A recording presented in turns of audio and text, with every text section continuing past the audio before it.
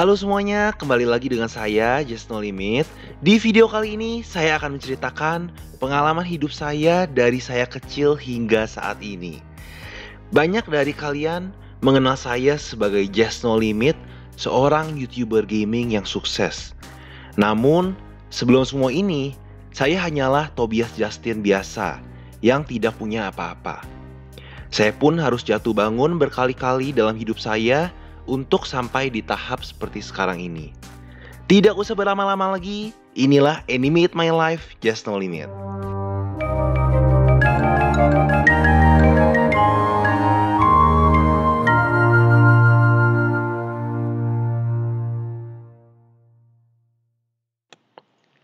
Sebelum video dimulai, pastikan kalian subscribe channel Hexaverse Studio dan channel Just No Limit. Bantu channel saya mencapai 25 juta subscriber pertama dalam kategori gaming. Kita banggakan negara Indonesia tercinta. Saya terlahir pada 5 Februari 1996. Masa kecil saya dapat dibilang cukup menyenangkan. Karena dari kecil, saya sudah dapat bermain game menggunakan komputer papa saya. Pada saat itu di sekolah, saya adalah anak yang aktif dan bandel. Sampai-sampai guru saya mau memakaikan saya rok. Tapi saat saya masuk ke SD 3, kepribadian saya pun mulai berubah. Saya menjadi anak yang pendiam dan rajin, dan dapat dibilang cukup berprestasi. Saat itu, saya berhasil menang lomba menggambar, mewarnai, dan mengetik. Dan saya pun dapat membuat orang tua saya bangga. Suatu hari, ketika saya menginap di apartemen teman saya, dia mengajak saya ke warnet atau warung internet. Inilah pertama kalinya saya mengenal warnet dan game online. Sejak saat itu, saya sering bermain game di warnet. Dan hampir setiap minggu, saya mengambil paket 10 jam untuk bermain game dari pagi sampai sore. Pada saat itu, game favorit saya adalah Counter-Strike, yaitu game tembak-tembakan. Kebiasaan bermain di warnet pun terus berlangsung, sampai saya duduk di bangku SMP. Sampai-sampai pada suatu saat, ada tim besar yang mengajak saya bergabung dengan tim. Saya pun sangat senang pada saat itu. Tapi ketika saya minta izin ke mama saya belum mengizinkan dan meminta saya untuk fokus belajar dulu. Saya pun sangat sedih karena menjadi gamer profesional adalah salah satu impian saya pada saat itu. Di masa SMP, saya sekolah di Bunda Hati Kudus. Saya adalah salah satu pemain basket di sana. Dan saya bisa dibilang cukup berprestasi dalam bidang olahraga. Karena saya berhasil memenangkan lomba basket di sekolah saya. Tujuan utama saya main basket itu pada saat itu cuma satu, yaitu buat deketin cewek. Dan bisa dibilang saya cukup berhasil. Karena pada masa SMP inilah saya bertemu dengan cinta pertama saya. Awalnya kami berdua hanya suka sama suka. Lama-lama kami akhirnya pacaran. Saya pun jadi semangat belajar pada saat itu karena pacar saya adalah salah satu murid terpintar di kelas saya. Dari kecil saya juga punya satu hobi yang cukup baik, yaitu berjualan. Saat SD saya jualan buat nambah uang jajan. Tapi di masa-masa SMP, saya giat berjualan agar punya uang tambahan buat pacaran. Tapi suatu hari, saya melakukan kesalahan besar. Sifat saya terlalu posesif dan cukup egois pada saat itu. Sehingga akhirnya kami pun putus. Akhirnya dengan perasaan sedih dan galau, saya pun memainkan piano. Dan saya biarkan setiap lantunan nada menggambarkan kondisi hati saya yang sedang bersedih. Dan penyesalan saya karena sifat saya yang terlalu posesif pada saat itu. Saya pun mendapat pelajaran berharga, terutama untuk menjadi pribadi yang lebih baik lagi. Masa SMP pun akhirnya berlalu, dan tiba masa SMA. Masa SMA saya tidak seseru masa SMP. Saya menjadi lebih pendiam, dan bagi saya masa SMA adalah masa yang sangat membosankan. Motivasi berjualan saya pun mulai pudar, dan saya tidak begitu fokus jualan. Pada saat itu, saya lebih sering diam di rumah untuk bermain game online seharian. Game yang sering saya mainkan saat itu adalah game MOBA 5 lawan 5, yaitu game Dota. Waktu pun terasa cepat, dan hampir setiap hari saya hanya bermain game sampai larut malam, lalu tidur. Rutinitas itu pun terus berulang selama saya SMA sampai akhirnya saya lulus. Setelah lulus SMA, saya mencoba melamar di Universitas BINUS di bidang IT. Dan saya sangat bersyukur pada saat itu bisa diterima di universitas tersebut. Pada saat perkuliahan dimulai, saya bertekad untuk tidak terus-menerus main game. Dan saya pun mulai berjualan kembali. Saat itu, saya membuka toko online dan menjadi reseller barang-barang murah. Beruntung, pada saat itu ada teman saya yang menjual barang-barang serba murah. Sehingga saya pun manfaatkan kesempatan ini. Hampir setiap hari, saya harus pergi ke rumah dia yang jaraknya cukup jauh untuk mengambil stok barang dari dia. Usaha keras saya pun akhirnya membuahkan hasil. Saya mendapatkan penghasilan yang lumayan besar, sehingga saya pun mampu membeli headset gaming yang saya inginkan. Pada waktu itu di kampus, saya pun melihat ada sebuah peluang lainnya. Saya melihat ada teman saya yang menjual voucher aplikasi. Dan sepertinya peminatnya pun lumayan banyak. Saya merasa penasaran dengan voucher itu dan memutuskan untuk mencari tahu lebih lanjut tentang voucher ini. Setelah mencari tahu, saya mencoba menjualnya ke teman-teman dekat dan ke grup-grup di media sosial. Awalnya, emang masih dikit yang beli. Saya pun mencari cara lain dan mencoba memasarkannya ke salah satu platform jual beli. Di sana, saya mendapat respon yang sangat baik. Voucher jualan saya pun laku keras, sehingga saya dapat mengumpulkan jutaan rupiah per harinya, dan akhirnya saya pun dapat mengumpulkan ratusan juta pertama saya.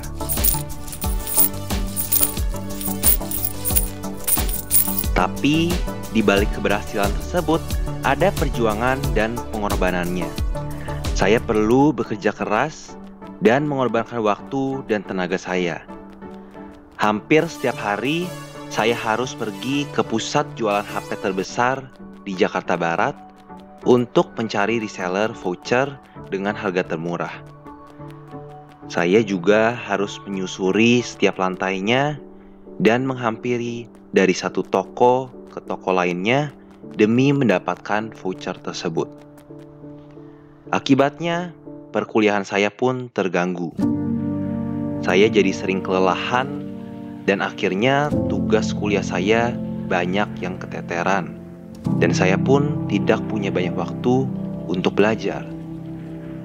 Sampai-sampai pada akhirnya saya terpaksa mengorbankan perkuliahan saya dan berhenti kuliah.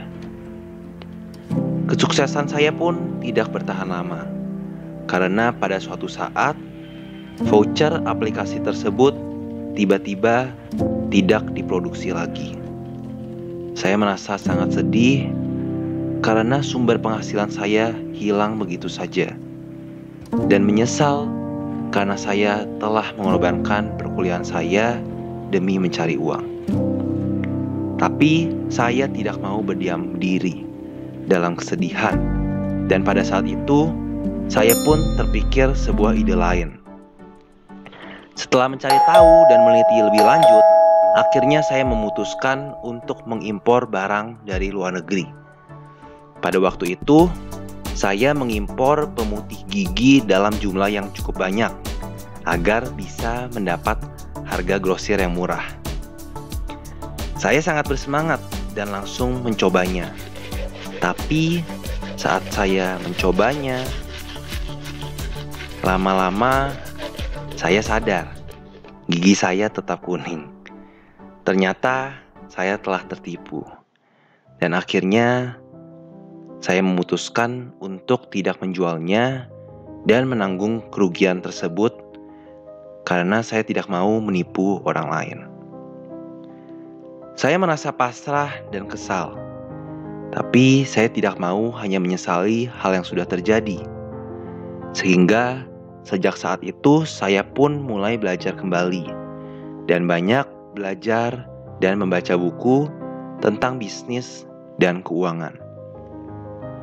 Sampai pada suatu hari ada teman saya yang mengajak saya bergabung dalam bisnis MLM atau kalian kenal dengan multi-level marketing.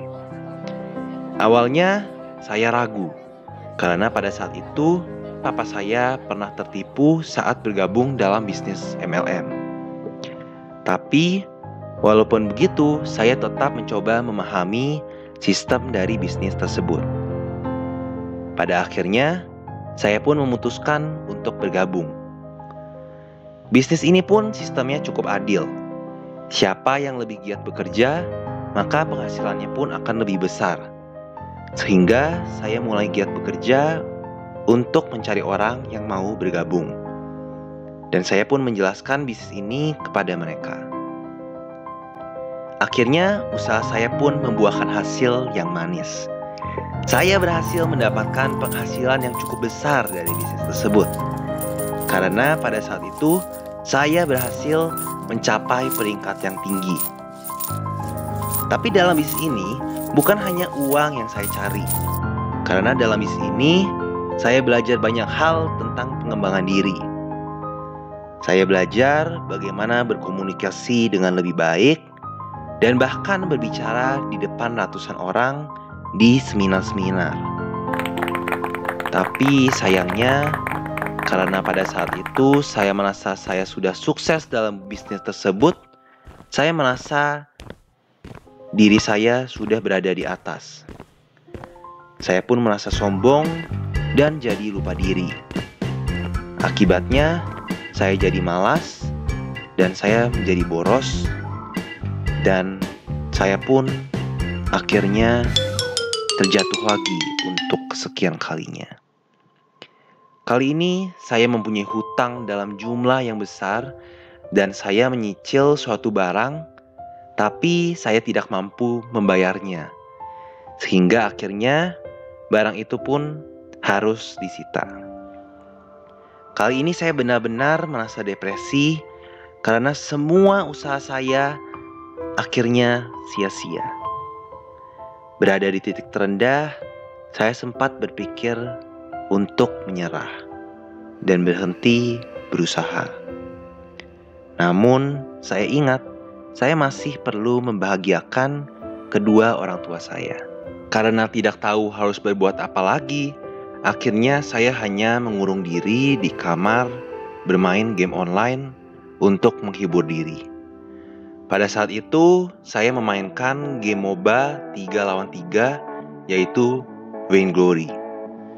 Tidak lama setelah itu, saya secara tidak sengaja melihat ada iklan Mobile Legends. Karena dari dulu saya sudah senang bermain game MOBA, akhirnya saya pun mendownload game Mobile Legends. Pada waktu itu, karena perusahaan tempat saya bekerja sedang libur, akhirnya saya lebih banyak berdiam diri di rumah, memainkan Mobile Legends seharian. Awalnya, saya hanya bermain solo, tapi seiring berjalannya waktu, saya pun mulai mempunyai teman-teman untuk push rank. Ketika bermain di rank, saya pun sering bertemu dengan pemain-pemain dari Saints. Pada saat itu, banyak pemain-pemain dari Saints yang menduduki peringkat tinggi di top global. Setiap kali melawan mereka, saya selalu kalah. Sampai suatu saat, akhirnya saya berhasil menang. Saya pun akhirnya kenalan dengan salah satu member Saints. Dan seiring berjalannya waktu, kami pun jadi sering bermain bersama untuk push rank dari pagi sampai malam. Sampai pada suatu saat, dia mengajak saya untuk bergabung dengan Saints. Saya sangat bersyukur pada saat itu bisa bertemu dengan idola saya, yaitu Hinel. Dan saya sangat bersyukur juga dapat bergabung dengan tim Saints pada saat itu. Sejak saat itu, kami pun sering bermain bersama buat latihan. Waktu itu, ada turnamen Mobile Legends di Indonesia. Dan kebetulan sudah ada 5 member dari Saints Indonesia yang siap mengikuti turnamen tersebut, yaitu saya, Kodailen, Hexazor, Hinel, dan Sumail. Semuanya terasa begitu seru, dan kami pun sering memenangkan berbagai turnamen. Karena sering bermain, akhirnya saya pun berhasil menduduki peringkat 2 di top global. Pada saat itu, nickname saya adalah Saints Jazz, dan saya menggunakan foto profil cewek, sehingga banyak orang mengira saya adalah perempuan. Dan saya pun berhasil mendapat banyak hadiah dari mereka. Tapi belakangan saya pun merasa saya tidak bisa bermain terus karena tidak ada penghasilannya.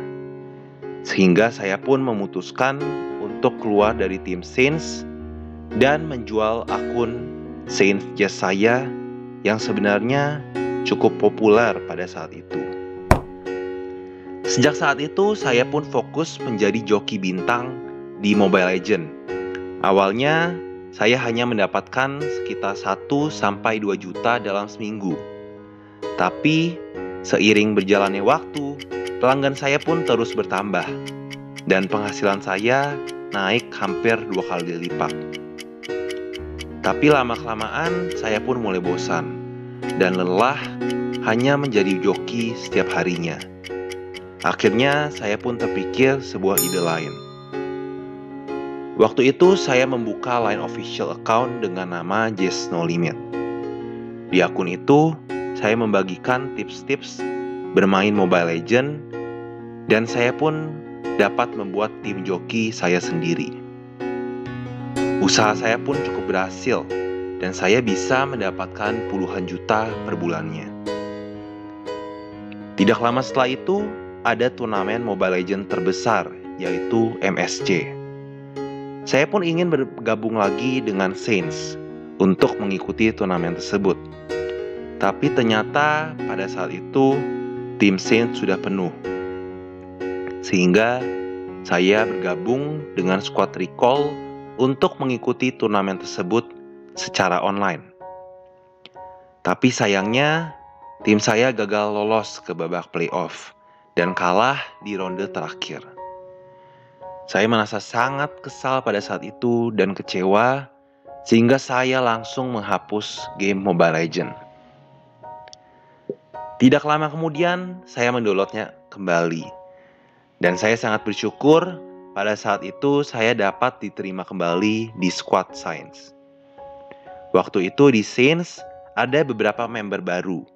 Salah satunya adalah Dika, atau lebih dikenal sebagai Warpath. Warpath pada saat itu adalah top global Moskov, dan dia memiliki channel YouTube yang cukup populer. Akhirnya saya mulai mengikuti Warpath dan membuat channel YouTube Jazz No Limit. Awalnya saya hanya live stream biasa dari iPad saya. Penontonnya pun pada saat itu sekitar 150 penonton. Tapi lama-kelamaan penontonnya pun terus menurun sampai hanya tersisa 20 penonton. Akhirnya saya berhenti live stream dan hanya fokus pada konten-konten biasa. Saya pun memikirkan cara lain untuk menambah penonton channel saya. Pada waktu itu, saya mencoba menghubungi YouTuber gaming untuk diajak kerjasama dan kolaborasi. Tapi, karena subscriber saya masih sedikit, tidak ada yang membalas kecuali satu, yaitu Mas Diki atau lebih dikenal sebagai Tampan Gaming. Saya pun akhirnya melakukan kolaborasi dengan Mas Diki dan saya pun belajar banyak hal tentang YouTube dari dia. Sejak saat itu, saya mulai fokus mengembangkan channel YouTube saya. Saya mulai membeli alat-alat rekaman seperti mikrofon, webcam, dan bahkan memperbaiki jaringan internet saya. Saya juga membuat green screen saya sendiri dengan bantuan papa saya. Pembuatan konten kadang-kadang tidak mudah. Butuh waktu yang lama untuk membuat sebuah konten yang menarik. Sehingga saya sering bekerja seharian sampai larut malam, bahkan harus begadang untuk merekam dan mengedit konten. Syukurlah semua usaha saya tidak sia-sia. Seiring berjalannya waktu, channel YouTube saya terus berkembang. Dan ada banyak momen-momen seru yang tidak akan pernah terlupakan bagi saya. Perjalanan saya memang tidak mulus seperti jalan tol. Saya harus jatuh bangun berkali-kali dan bahkan saya perlu waktu lebih dari 3 tahun untuk mencapai hampir 20 juta subscriber seperti sekarang ini. Tapi semua itu sepadan. Di usia muda, saya berhasil menggapai impian saya untuk memiliki mobil sport seperti Ferrari dan Lamborghini. Tapi bagi saya yang terpenting, saya dapat membanggakan kedua orang tua saya. Oke guys, jadi itu dia kisah hidup saya. Jadi buat kalian yang nonton, ingatlah apapun yang kalian lakukan saat ini, jangan pernah menyerah selama kalian suka apa yang kalian lakuin. Dan selalu mencari cara baru sampai kalian bisa menggapai impian kalian itu. Jangan takut melangkah dan jangan takut gagal, karena kalian itu tidak pernah gagal selama kalian terus mencoba. Be yourself and never surrender. Saya Just No Limit, saya undur diri.